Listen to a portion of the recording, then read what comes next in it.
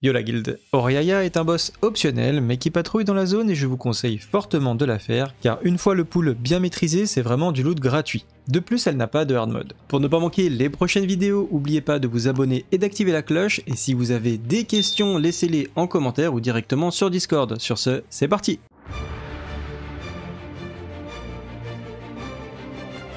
Et on commence comme d'habitude avec ses compétences. On va avoir le hurlement terrifiant, donc c'est un fear de zone, plus simplement. Donc en gros, tout votre raid va être fear pendant 5 secondes. Je vous conseille évidemment très fortement de maintenir votre tank sous anti-fear, donc anti-fear prêtre par exemple. Dans l'idéal, on fait tanker un guerrier qui va pouvoir claquer sa rage et afin se retirer le fear en plus des anti-fear. Ensuite, elle a déflagration de fractionnaire, donc ça va infliger des dégâts d'ombre et ça va augmenter les dégâts subis de 100% pendant 5 secondes. Ça va se stack, ça fait très mal.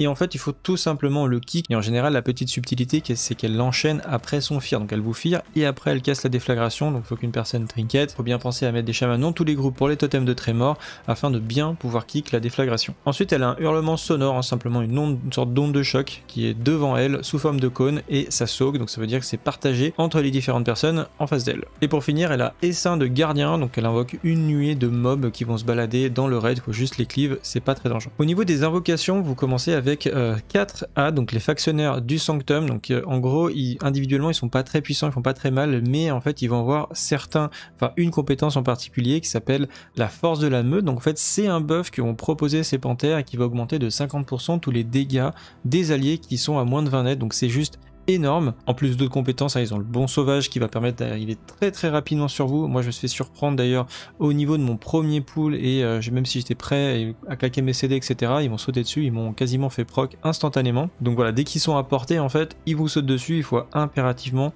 si vous faites un gros pool avec tous les mobs, on reviendra dans la stratégie, de bien claquer vos CD.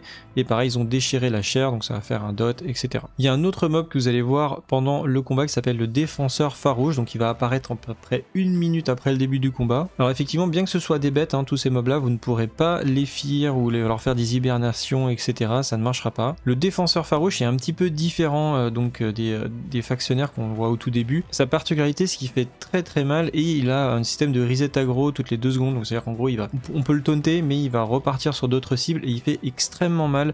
Donc pour le gérer, il faut lui mettre des stuns et le focus pour le démolir très rapidement. Donc il a une attaque sauvage, un bow sauvage et il a un sort qui s'appelle essence sauvage. En fait, ça va augmenter à chaque fois qu'il revient à la vie ses dégâts de 50%. Il peut revivre 9 fois, vu que c'est un chat évidemment. Et pour finir, quand il meurt, il va laisser une void. Donc c'est l'essence sauvage suintante. Ça fait 9000 de dégâts par seconde. Ça fait vraiment très très mal. Donc faites très attention de pas tout simplement rester dedans. Au niveau de la stratégie, donc globalement, Oriaya fait partie des boss les plus simples du raid. Vous pouvez tuer les trash comme j'ai dit à proximité pour éviter un aggro sur les fear en fonction de là où vous allez vous positionner, mais vraiment ça prend 2 secondes, vous nettoyez les adds comme ça vous avez bien de la place. Comme je l'ai expliqué, le plus gros risque du combat c'est au moment du pool. Donc on va trouver 2 écoles, soit on se planque tous et on pool sur le MT1 donc avec un maximum de détourne, en général avec un trap hunter sous détourne, puis le paladin pose sa consécration et il claque absolument tous ses CD en étant sous pain suppression, sacrifice paladin, ardent défenseur, le CD moins 50% dégâts, le main tank qui récupère le boss et le paladin qui gère les 4 adds avec sapeur charge. On essaie de pump un maximum d'aggro pour tenir les casters. Vous pouvez également mettre des bénés de protection sur les différents casters comme les druides équilibrés par exemple qui risquent de reprendre à ce moment-là. Normalement les adds meurent très très vite, donc en 5, 6, 7 secondes ça devrait tomber,